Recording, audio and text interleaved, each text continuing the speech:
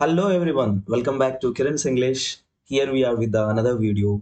आप सबका किरण English YouTube channel में फिर से स्वागत है। तो हम रेडी है दूसरा और अगला पेपर एक्सप्लेन करने के लिए।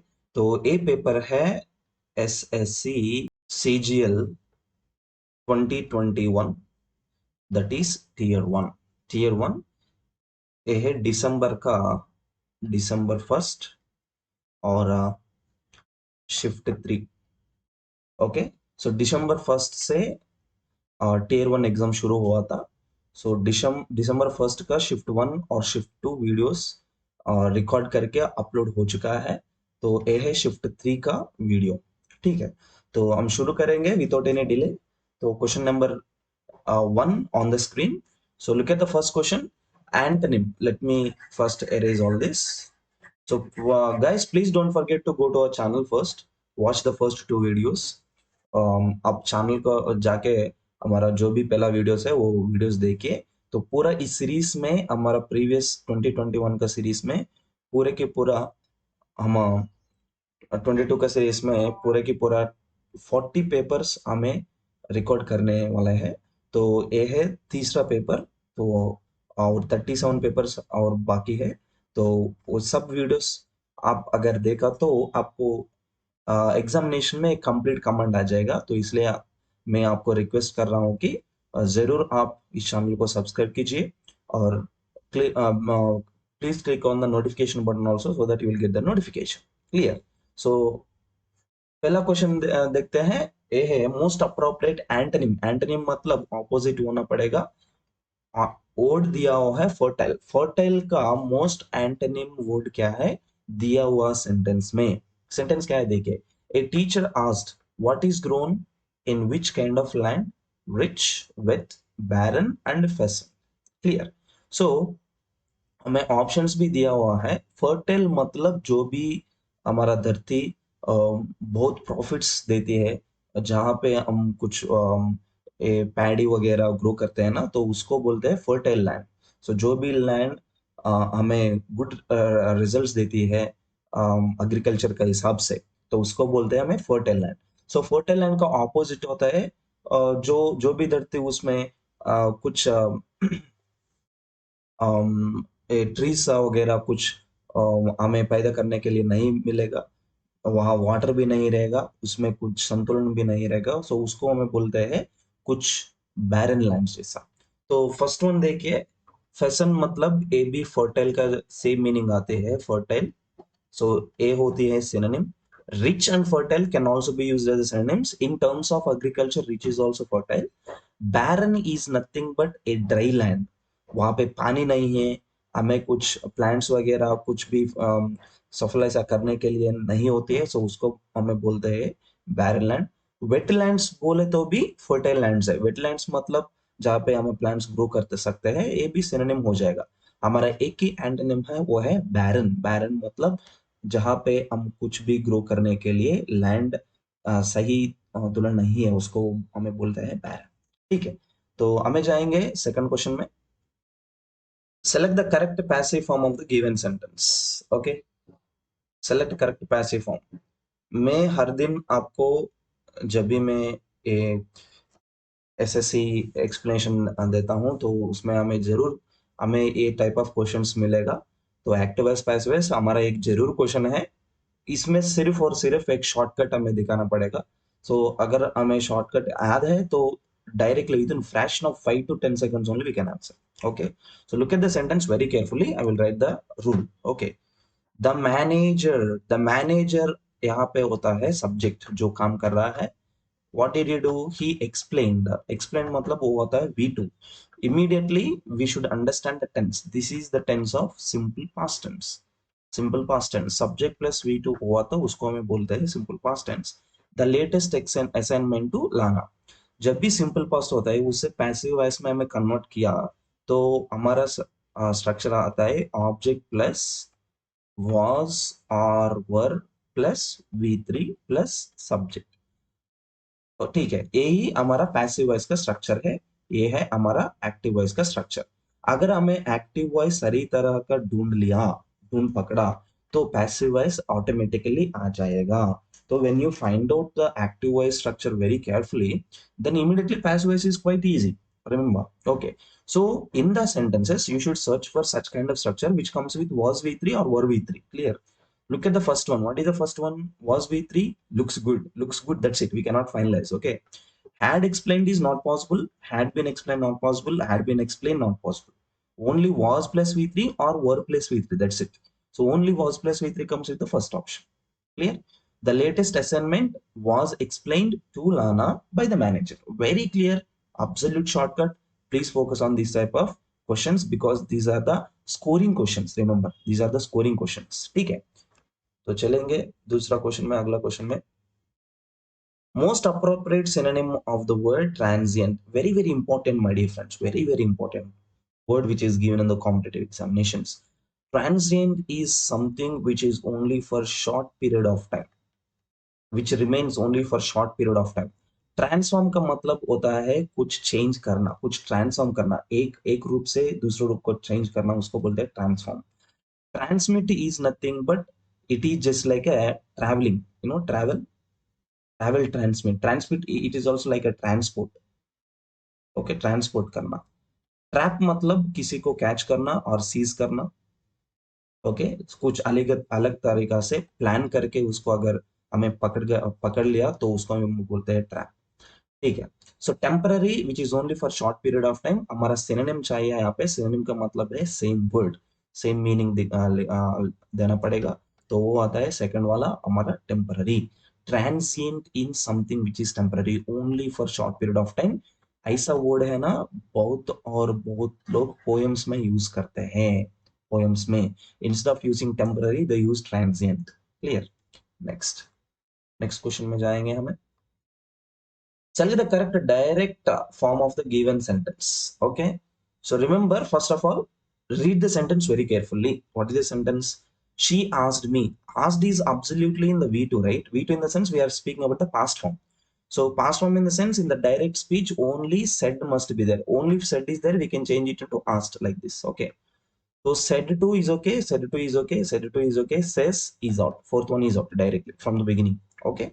Next, why I had been smoking. Remember, had been smoking is another combination. So in the direct indirect speech, we should focus on the tense only. Even in the passive voice and active voice also, we should focus on tense only. Remember, had been, the structure is had been plus V4. A structure आता है past perfect continuous में. A structure आता है past perfect continuous में. Past perfect continuous आएगा totally 3 tenses में. एक tense है प्रेजेंट परफेक्ट कंटिन्यूअस. दूसरा टेंस है पास्ट कंटिन्यूअस. तीसरा टेंस है पास्ट परफेक्ट कंटिन्यूअस. ये तीनों सेंटेंसेस डायरेक्ट स्पीच है. अगर हमें इनडायरेक्ट स्पीच को चेंज किया तो हमारा स्ट्रक्चर आता है had been plus V4.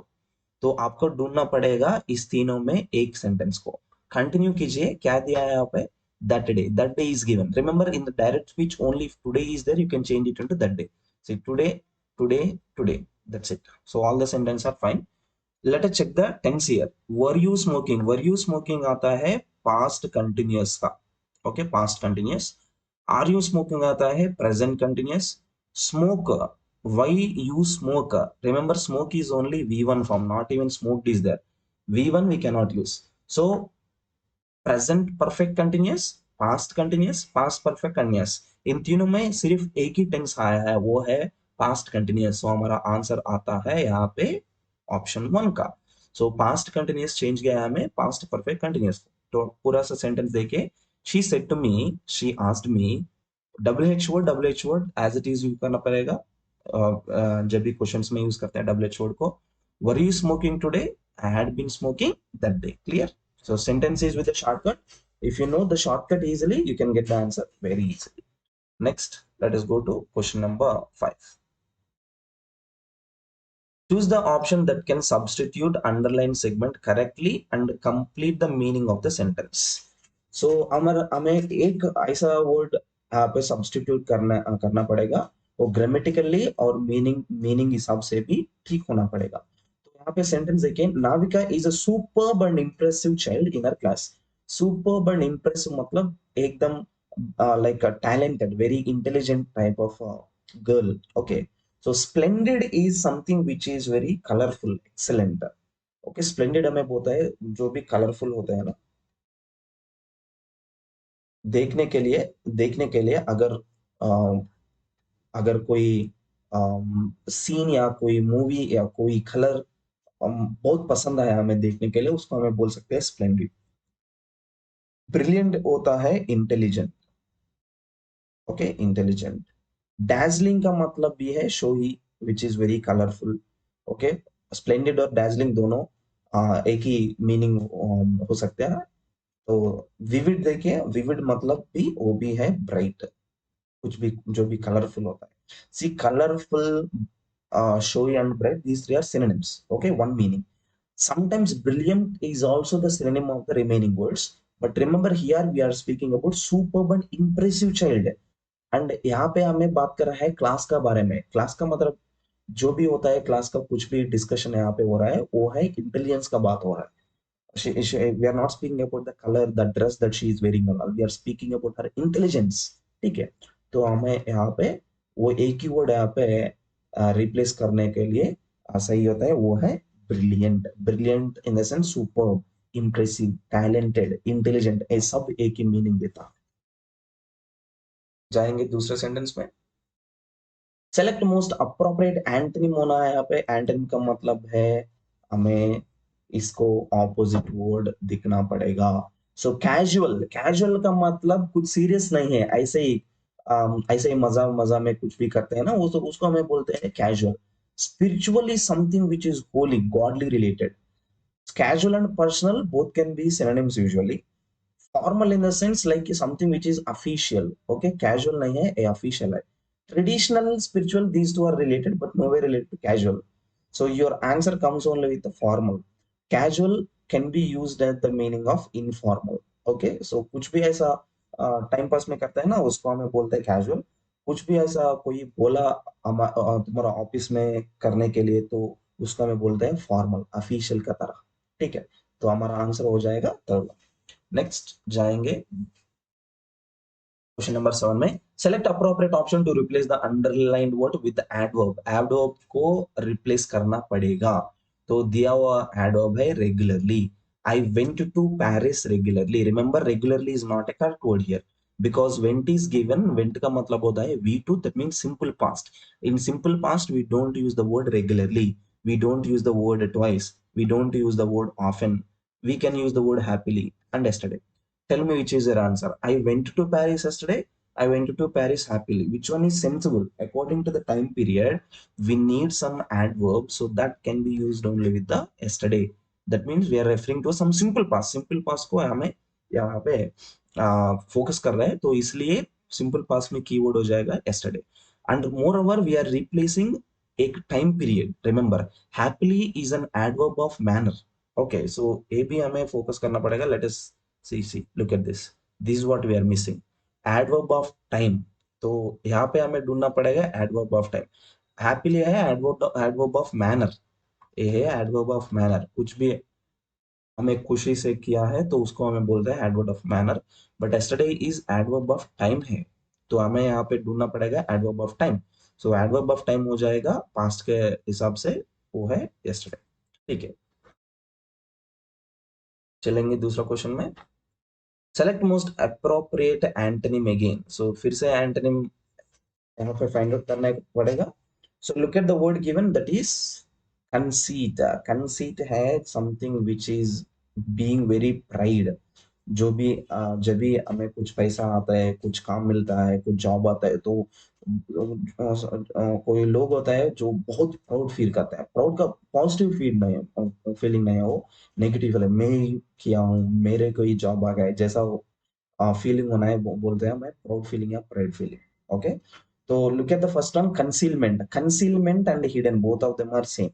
Conceal is to hide something, इसको हमें बोलते हैं हाइड। ओके, रिवील का मतलब है इसे एंटोनिम। कंसील और reveal both of them are antonym to each other. Reveal का मतलब डिस्क्लोज करना, कुछ डिस्क्लोज करना, उसको हमें बोलते हैं रिवील। ठीक है, तो हमारा अलग वर्ड है यहाँ पे modesty. Modesty is nothing but being very balanced. And also one more meaning is that is having showing a shyness.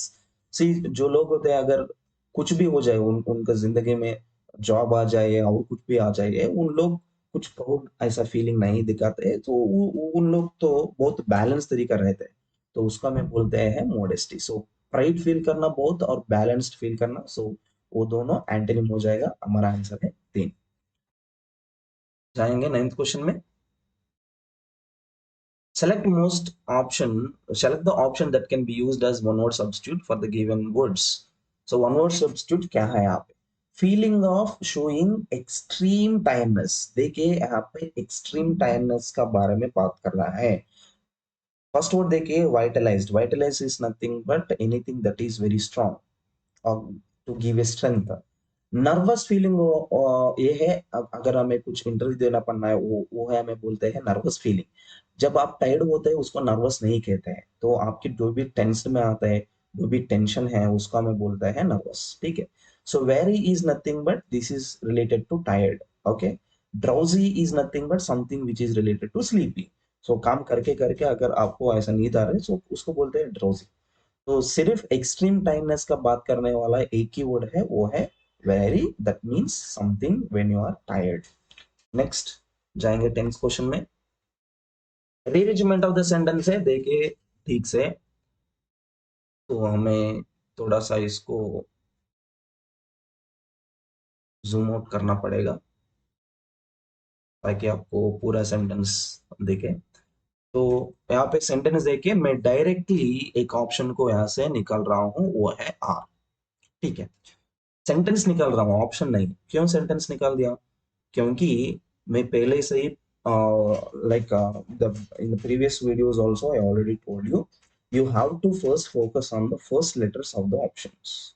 What are the first letters of the options? यहाँ पे P Q S P. So indirectly or directly is directly telling us there is no R starter in the sentences. Clear? So R is not our starter. First remember this. Okay.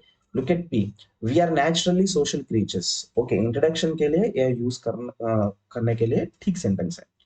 Look at the Q. A bit of solitude, as everyone from Thorayu to Prost have written about, is one of the most powerful tools for disconnecting and recharging. ये सिर्फ और सिर्फ solitude के बारे में बात कर रहे हैं. यहाँ पे हमें बात कर रहे हैं सोशल क्रिएचर्स का बारे में. जो भी इंसान होते हैं वो सोशल क्रिएचर होते हैं. यहाँ पे बात कर रहे हैं सॉलिट्यूड के बारे में.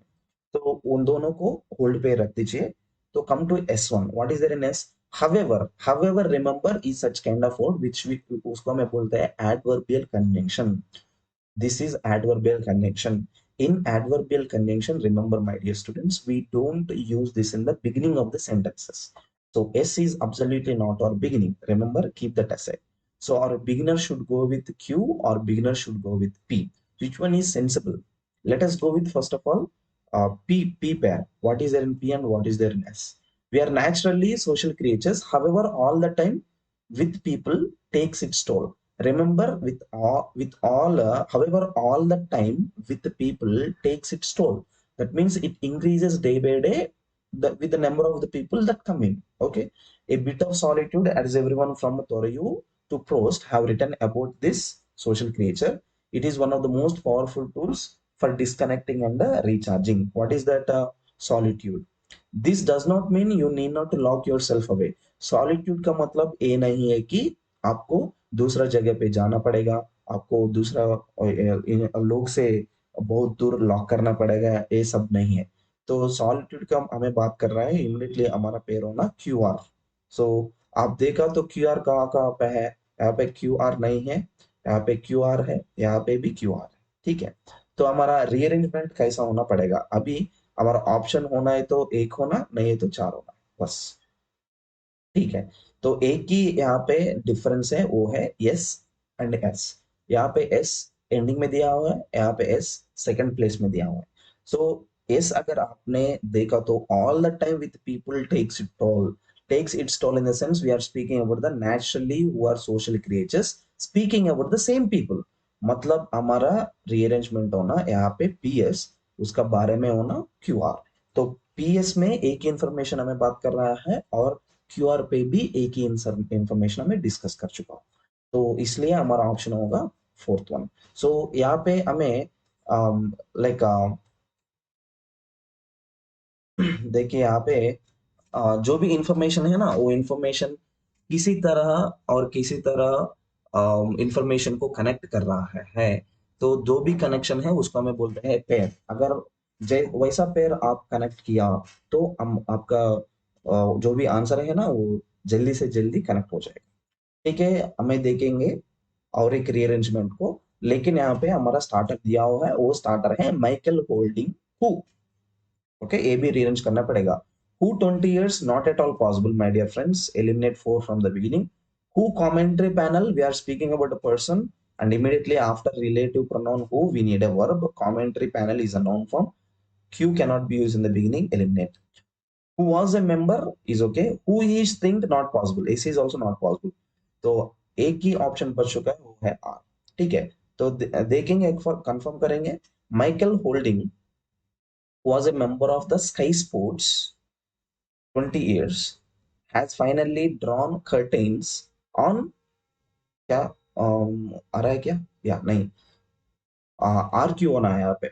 Michael holding was a member of the Sky Sports commentary panel for more than 20 years, यहाँ पे कनेक्ट हो रहा है, देखिए more than 20 years, has finally drawn curtains on his stint behind the microphone. So exact option आएगा यहाँ पे one, that is the first one. Clear? So that is the correct answer. Let us go to next one. Select most appropriate option which can be used in the passive voice. Very easy. We already know how to solve it. Robin rolled the marble through a small plastic pipe. Remember, Robin is a subject, rolled is a V2. Already simple past. Simple past must change to was or were plus V3. अब देखिए, सिर्फ और सिर्फ दो ही questions था इस पूरा question paper में जो वाई से दिया हुआ है। एंड ये सरप्राइजिंग बात यह है कि दोनों क्वेश्चन ही भी एक ही टेंस से किया हुआ है। और पहला जो भी सेंटेंस हमें सॉल्व किया है वो भी सिंपल पास्ट से है, और ये भी सिंपल पास्ट से है। ठीक है, तो वाज और वर प्लस वी थ्री कहाँ पे, वो हमारा ऑप्शन हो जाएगा। यहाँ पे देखेंगे, was rolled possible, was rolled possible, was rolled possible, was rolled possible. इसका मतलब है टेंस से हमें कुछ भी करने का यहाँ पे नहीं है, सिर्फ और सिर्फ सेंटेंस का फॉर्मेशन में हमें फोकस करना पड़ेगा। What did he role here? Robin rolled the marble, मतलब द मार्बल यहाँ पे ऑब्जेक्ट हो जाएगा, उसको हमें पहले यूज करना पड़ेगा।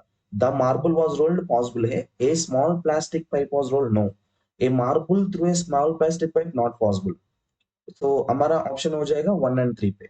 तो marble was rolled bye robin in A small plastic pipe, a marble was rolled through a small plastic pipe by Robin.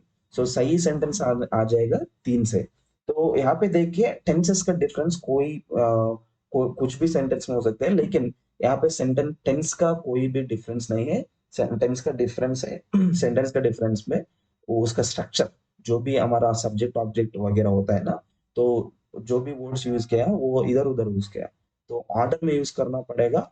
तो through a small plastic pipe का मतलब through a small plastic pipe ही होना पड़ेगा। By Robin comes as the object, remember this very carefully. Next हमें जाएंगे 13 question में, idiom. What is this idiom? Bag and baggage. Very, very easy. Remember, bag and baggage in the sense with all your things. For example, when you get your job, you vacate your hostel with all your bag and baggage. That means with all your bags, baggage, all your dress, all your clothes, all your books, okay, all your materials. So uske hame bolte hain bag and baggage. Look at this, with burden, without any aim, without happiness, with all one's possessions. Possessions का मतलब होता है belongings. ठीक है, belongings का मतलब जो भी हमारा सामान है, जो भी हमारा थिंग्स है, उसको हमें बोलते हैं बिलोंगिंग्स। तो ऑप्शन यहाँ पे आ जाएगा fourth answer. Next, select most appropriate option to fill in the blank. क्या सेंटेंस है यहाँ पे? It is very difficult for her to keep a secret, 2+V1 आना है यहाँ पे। To keep a secret, to touch a secret, to make a secret, to cry a secret. Secret को क्या कहते हैं हमें? It is very difficult to keep a secret, मतलब वो छुपा नहीं सकती, जो भी सीक्रेट है वो बोल देती है दूसरों को. She always tells the secrets for this, so that comes with keep a secret, that is a correct combination. ठीक है. नेक्स्ट, इनकरेक्टली स्पेल्ड वर्ड क्या है? Slaughter, SLAUGHTR. Slaughter is like killing. Okay, killing of people is called as slaughtering. Cropping is a cutting, you know, a cropping of the season cropping and all. It is used with the agriculture. Trafficking, TRAFFICKING. Trafficking का मतलब होता है illegal transportation. Illegal transportation of children, we can say. Children are human. Okay, children are human. Next one, tyrannical का मतलब होता है जो भी डिक्टेटरशिप जैसा होता है ना, डिक्टेटरशिप जैसा होता है ना, उसको हमें बोलते हैं tyrannical. तो रिमेंबर, ट्रैफिकिंग का स्पेलिंग आता है TRAFFICKING. जो भी आईएनजी फॉर्म होता है वो पता है ना हमें, सो ट्रैफिकिंग है. Traffic is different. Traffic is जो भी हमारा व्हीकल्स यहाँ पे रोड पे गुजरते हैं उसको हमें ट्रैफिक बोलते हैं. तो ये है ट्रैफिकिंग. ट्रैफिकिंग और ट्रैफिक बहुत डिफरेंस है. Remember, child trafficking, human trafficking, drug trafficking also we say. Okay, so these are all related to illegal activities. Trafficking का मतलब, ट्रैफिक क्या होता है? हमारा व्हीकल्स का जो भी यहाँ पे ट्रैफिक जाम होता है, सो उसको हमें बोलते हैं ट्रैफिक. ओके, दोनों एक दूसरे से कंप्लीटली अलग है. Next one, select the most appropriate meaning of the idiom. What is the idiom that is given? In cold blood. Remember, when you plan and execute,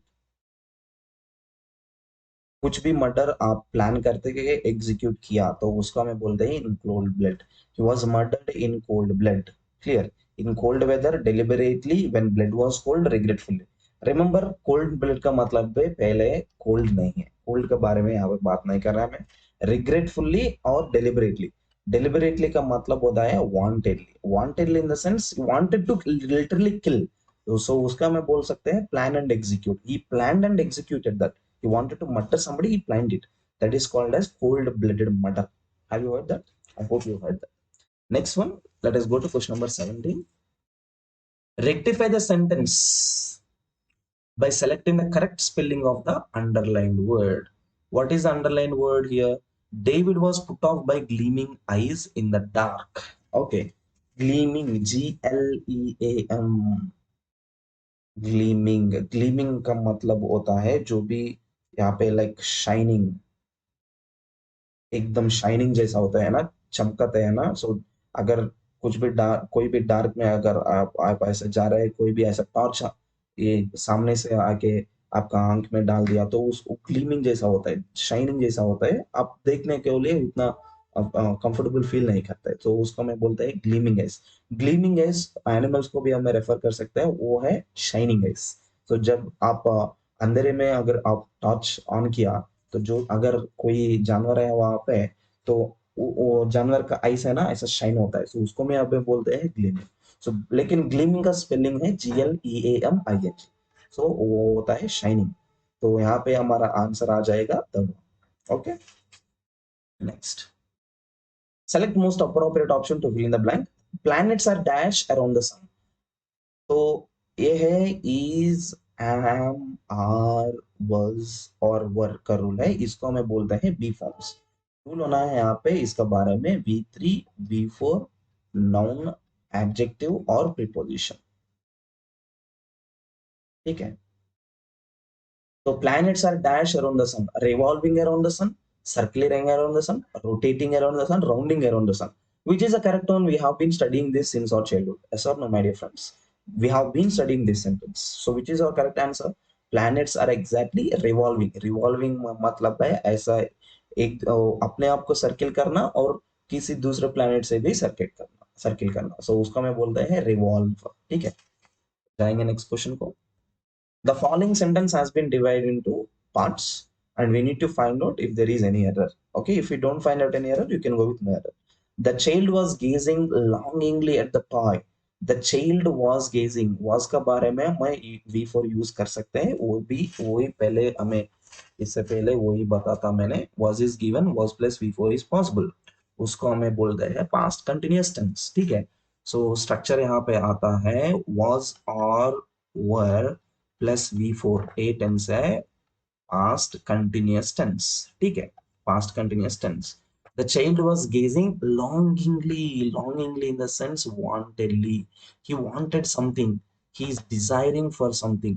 Okay, to desire for something so much, that is called as longingly at the toy. So the child wants to get the toy. Gazing का मतलब है look, to look, उसको देखना। तो कैसा देख रहा हो? ऐसा देख रहा है उसका मतलब है कि उसको वो टॉय जरूर होना है, तो उसको हमें बोलता है गेजिंग लॉन्गिंगली। सो लॉन्ग का मतलब एक होता है डिस्टेंस का, डिस्टेंस का जो भी बोलते हैं ना, हमारा इंस्टीट्यूट इज वेरी लॉन्ग, और इंस्टीट्यूट इज वेरी लॉन्ग, और एक लॉन्ग है उसको हमें बोलता है to desire for something. Okay, तो ए लॉन्ग है, it can be used as adjective, a long है वो, remember the difference very carefully. Okay, so child was gazing longingly at the toy, or you can also go with for the toy. Both of them are possible. Both of them are possible. At the toy, for the toy. So here we can go with the no at. For the toy in the sense he's trying to get the toy. At the toy in the sense only looking. He doesn't know whether he wants it or not. Next one. A sentence has been given in the blank to be filled in an appropriate word. So if you are, what is appropriate word we need? If you are the one who is planning to lose weight, if you are planning to lose your weight, okay, remember to keep your, what is that, snacking. Remember to keep your snacking dash. Snacking outgoing, snacking prejudice, snacking uncontrolled, snacking moderate. Remember, if you want to lose your weight, your food should be balanced. You should not eat too much. उसको हमें बोलता है moderate. Moderate in the sense not too much, not too low. You should have an average food. ठीक है. If you use uncontrolled food, you don't lose weight. Outgoing is not at all relevant. Prejudice is nothing but being biased. You know, biased, right? Biased in the sense having partiality. Okay, treating two different people with a different sense. That is called as prejudice. So answer is nothing but only fourth one. Being, when you have moderate food, that means balanced food, you would lose your weight. ठीक है, next हमें जाएंगे क्लोचर्स पे। देखिए यहाँ पे, मैं यहाँ पे जूम आउट करना पड़ेगा एक बार, देखते हैं, या जूम आउट तो जरूर है। देखिए यहाँ पे, look at the sentence very carefully, the context is completely new, ठीक है। If writers only dared to dare a Statanius or Cactus of a novel could exist for novel is dash the history of manners. That means if at all the writers try to write something, then it is only for the novel is dash the history of manners. Okay, turned into a story and a play. So what do they take? They take mainly something which is important. Okay, so optionally, needlessly, unnecessarily, essentially. यहाँ पे हमारा odd one out भी हमें पता चलेगा। Optionally is a negative word taking. Basically, you have two options, which can be important or unimportant. Needlessly is a negative word. Unnecessarily is also negative word. What is odd one out here? Essentially. So novel is essentially the history of manners. Okay, so mostly the writers who they write is, they mostly focus on the importance of the history and all. So उसको हमें बोलते हैं essentially the history of manners turned into a story and play. Okay, look at the continuation, second blank. As is history itself, often enough, and there is no other dash than this. Though no other difference, no other pragmatism, no other matter, no other sample. C sample के बारे में कुछ बात नहीं कर रहे हैं यहाँ पे। मैटर का मतलब है इसका अलावा कोई मैटर ही नहीं है लिखने के लिए, ऐसा नहीं है। पोएट्स तो बहुत बहुत डिफरेंट डिफरेंट तरीका का इंफॉर्मेशन लिखते हैं, तो this not the correct answer. They right with many many matters, right? Pragmatism or difference, which is the correct one? Pragmatism is like being biased, and difference, we are speaking about the difference, जो भी difference है दोनों का चीज में, so उसको हमें difference बोल सकते हैं। And there is no other dash than this, that one, that the one, the novel clocks its manners dash disguises invented characters। तो हमें यहाँ पे फोकस कर रहे हैं difference of different different characters. Novel में जो भी मैनर्स और कैरेक्टर्स है उन दोनों का डिफरेंस बात कर रहा है, ठीक है। Answer comes with one. Next, the novel clocks its manners dash disguise of invented characters। जो भी नोवेल पोएट्स लिखते हैं, राइटर्स लिखते हैं, वो अगर आपको हिटलर का बारे में लिखना पड़ा, तो आप डायरेक्टली हिटलर का नाम मेंशन नहीं करते हैं, किसी और दूसरे का नाम मेंशन करते हैं उसी कैरेक्टर से। सो उसके हमें बोलते हैं disguise. So under the disguise, beside the disguise, around the disguise, among the disguise, वही हमें बोलते हैं under the disguise. That means it is like a spy. So you are actually writing about one person, but you don't mention that person's name. You write somebody else person, but you write the character of the person whom you wanted to about write, whom you wanted to write about. ठीक है, तो उसको मैं बोलते हैं it's manners under the disguise. Next one, 24, disguise invented characters, while the other like history dash names and address. Okay, so the only the character name is under the disguise, while the other history and all other things dash names and address. Okay, history provides the names and address, negates in the sense negative word, remember. Remy is also negative word. Strangulation, strangulation is, killing the people by stopping their air passage. That is, okay, गर्दन को ऐसा press किया तो उसको हम बोलते हैं strangulation। ठीक है, तो ये तीनों तीनों से नेगेटिव वर्ड्स है, हमें ऑड वन नोट यहाँ पे होना पड़ेगा, only provides. So history provides names and address and we have to just change the names, that's it. Only the novel dash, continue. Only the novel dash much deeper than history. Only the novel bargain. Bargain is nothing but a request for something, begging करना ठीक नहीं है। Listens. The novel doesn't listen. Probe is nothing but search or investigate. Imbibe is nothing but to observe. Observe का मतलब होता है to take in. Take इन। आप अगर स्पॉन्ज पानी में ऐसा डाला तो वो ऑब्जर्व करते हैं ना, उसको हमें इम्बाइब बोलते हैं। So only the novel probes much deeper than history in the sense it goes beyond the history. That means it searches beyond the history. जब भी आप कोई भी पोएम ऐसा पढ़ा तो आपको पता चलेगा कि ये एग्जिस्टेंशियल का मीनिंग नहीं दे रहा है, वो जो भी मीनिंग दे रहा है वो है नॉन एग्जिस्टेंशियल। सो उसको हमें बोलते हैं हिस्ट्री से और अंदर जाना, तो उसको हमें बोलते हैं probing. Probing in the sense going in search of so much information then the existed information. तो हमारा आंसर आ जाएगा प्रोब्स।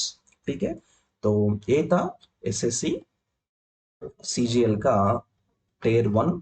ओके, और डे वन का मतलब है December 1 और शिफ्ट 3 का। तो हमारा नेक्स्ट वीडियो हो जाएगा shift 4। So in the next video I am going to record shift 4 explanation. So please don't miss the explanation. Immediately click on the subscribe button and also click on the notification bell so that you will get the further notifications. If you like the video, please hit on the like button and also please share with your friends. So thank you guys, हमें मिलेंगे दूसरे video में। तो जो भी rules आपको यहाँ पे दिख रहा है, तो वो रूल्स है ना, इमिडिएटली आप नोटबुक में नोट डाउन कीजिए, तो आपको वो जरूर काम आ जाए। ठीक है, तो thank you so much, see you on the next video.